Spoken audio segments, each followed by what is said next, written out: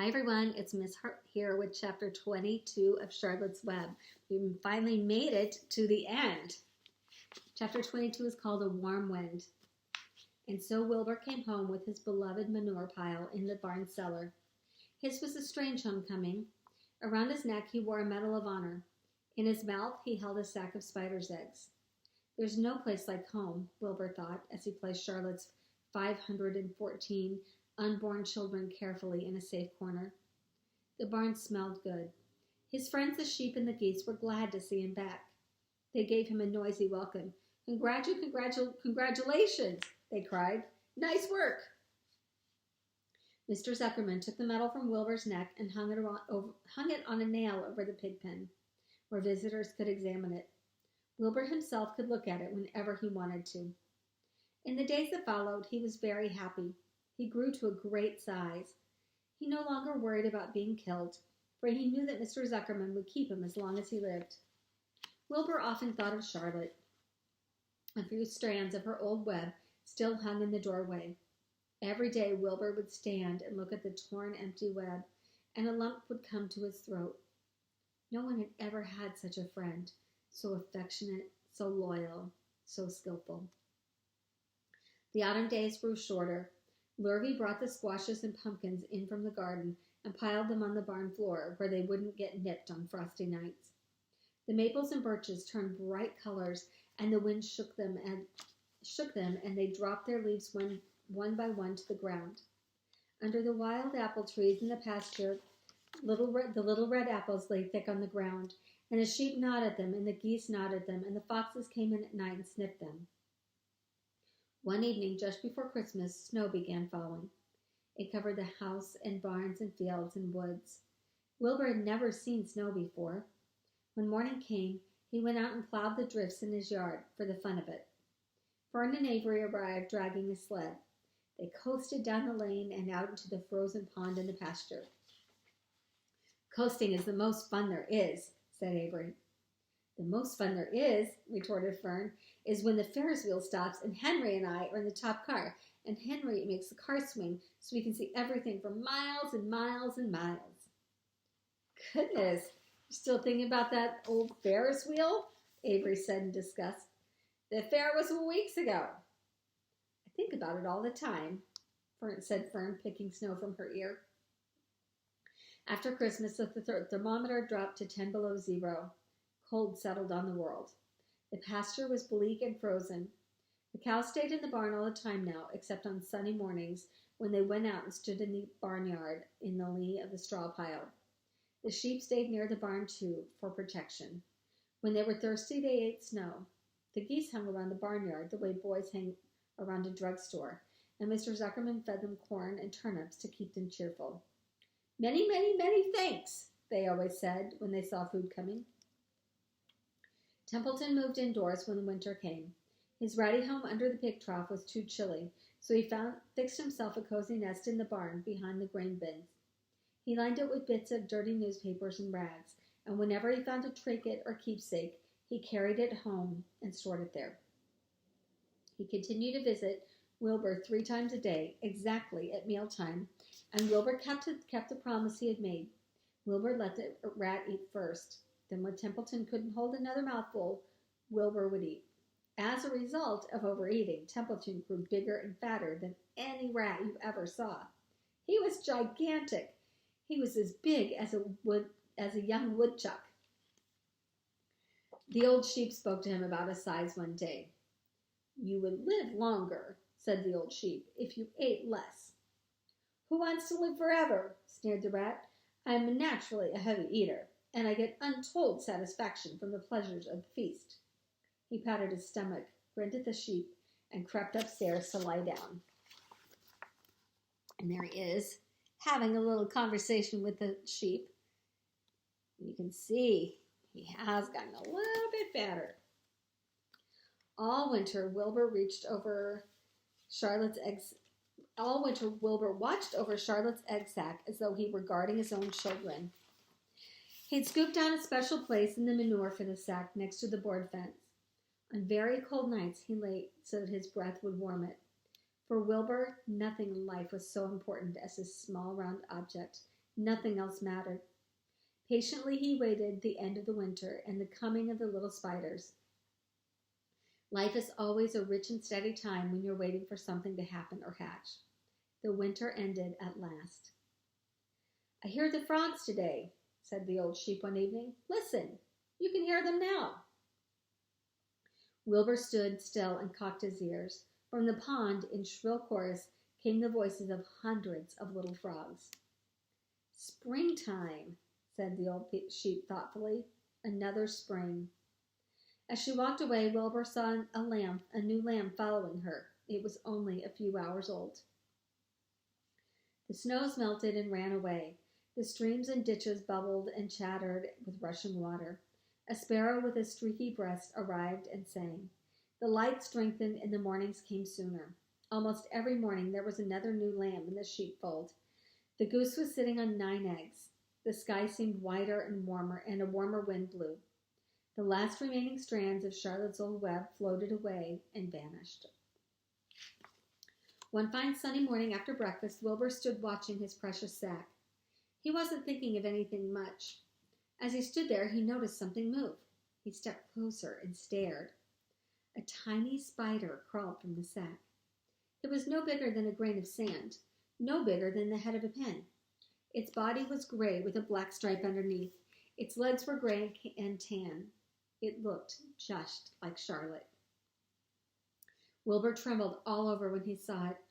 The little spider waved at him. Then Wilbur looked more closely. 2 more little spiders crawled out and waved. They climbed round and round on the sack, exploring their new world. Then 3 more little spiders, then 8, then 10. Charlotte's children were here at last. Wilbur's heart pounded. He began to squeal. Then he raced in circles, kicking manure into the air. Then he turned a backflip. Then he planted his front feet and came to a stop in front of Charlotte's children.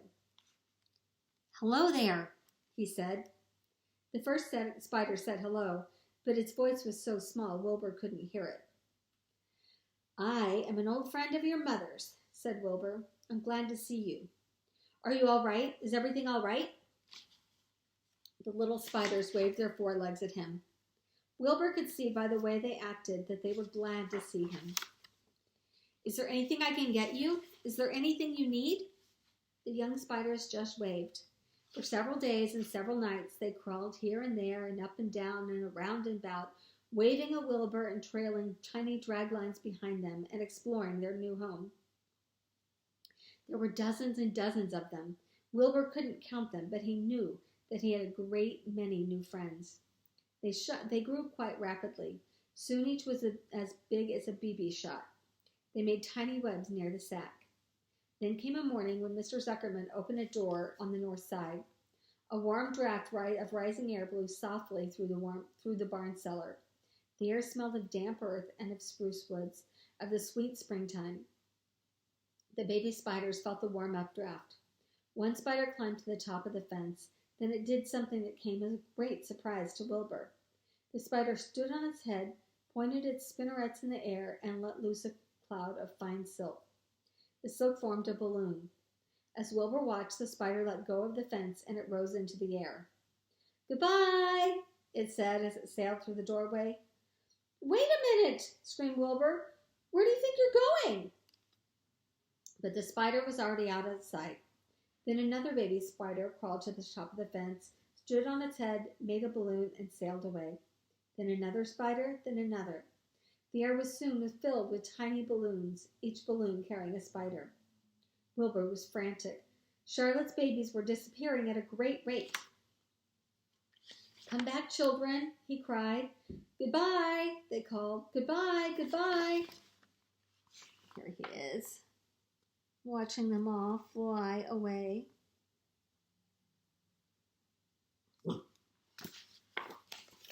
Wilbur's clearly not happy, or Oliver's clearly not happy about that.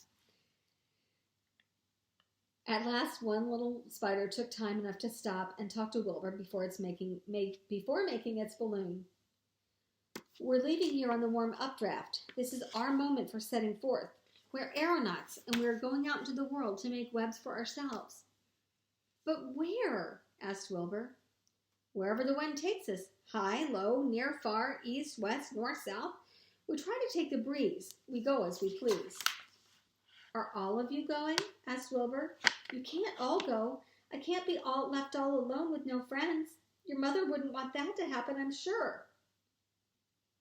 The air was now so full of balloonists that the barn cellar looked almost as though a mist had gathered. Balloons by the dozen were rising, circling, and drifting away through the door, sailing off the gentle winds. Cries of goodbye, goodbye, goodbye came weakly to Wilbur's ears. He couldn't bear to watch any more. In sorrow he sank to the ground and closed his eyes. This seemed like the end of the world, to be deserted by Charlotte's children. Wilbur cried himself to sleep. When he woke, it was late afternoon. He looked at the egg sack. It was empty. He looked up into the air. The balloonists were gone. Then he walked drearily to the doorway where Charlotte's Web used to be. He was standing there thinking of her when he heard a small voice.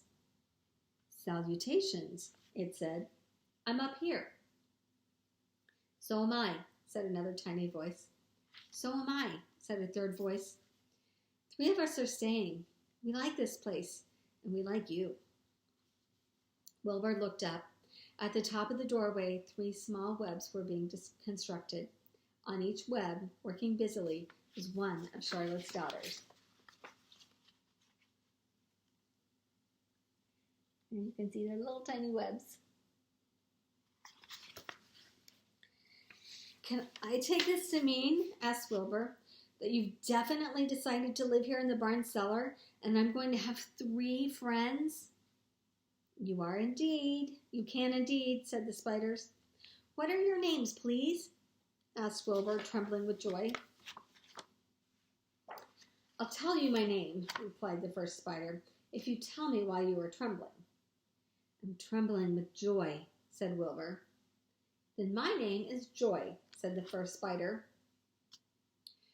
What was my mother's middle initial? Asked the second spider. A, said Wilbur. Then my name is Ariana, said the spider. How about me? asked the third spider. Will you just pick out one nice, sensible name for me? Something not too long, not too fancy, and not too dumb? Wilbur thought hard. Nellie? He suggested. Fine, I like that very much, said the third spider. You may call me Nellie. She daintily fastened her orb line to the next spoke of their web. Wilbur's heart brimmed with happiness. He felt that he should make a short speech on this very important occasion. Joy, Ariana, Nellie, he began. Welcome to the barn cellar. You've chosen a hallowed doorway from which to string your webs. I think it's only fair to tell you that I was devoted to your mother. I owe my very life to her. She was brilliant, beautiful, and loyal to the end. I shall always treasure her memory. To you, her daughters, I pledge my friendship forever and ever. I pledge mine, said Joy. I do too, said Ariana. And so do I, said Nellie, who had just managed to catch a small gnat. It was a happy day for Wilbur, and many more happy, tranquil days followed. As time went on, and the months and years came and went, he was never without friends. Fern did not come regularly to the barn anymore. She was growing up and was careful to avoid childish things, like sitting on a milk stool near a pig pen. But Charlotte's children and grandchildren and great-grandchildren, year after year, lived in the doorway. Each spring there were new little spiders hatching out to take the place of the old. Most of them sailed away on their balloons, but always 2 or 3 stayed and set up housekeeping in the doorway. Mr. Zuckerman took fine care of Wilbur all the rest of his days, and the pig was often visited by friends and admirers, for nobody ever forgot the year of his triumph and the miracle of the web. Life in the barn was very good. Night and day, winter and summer, spring and fall, dull days and bright days.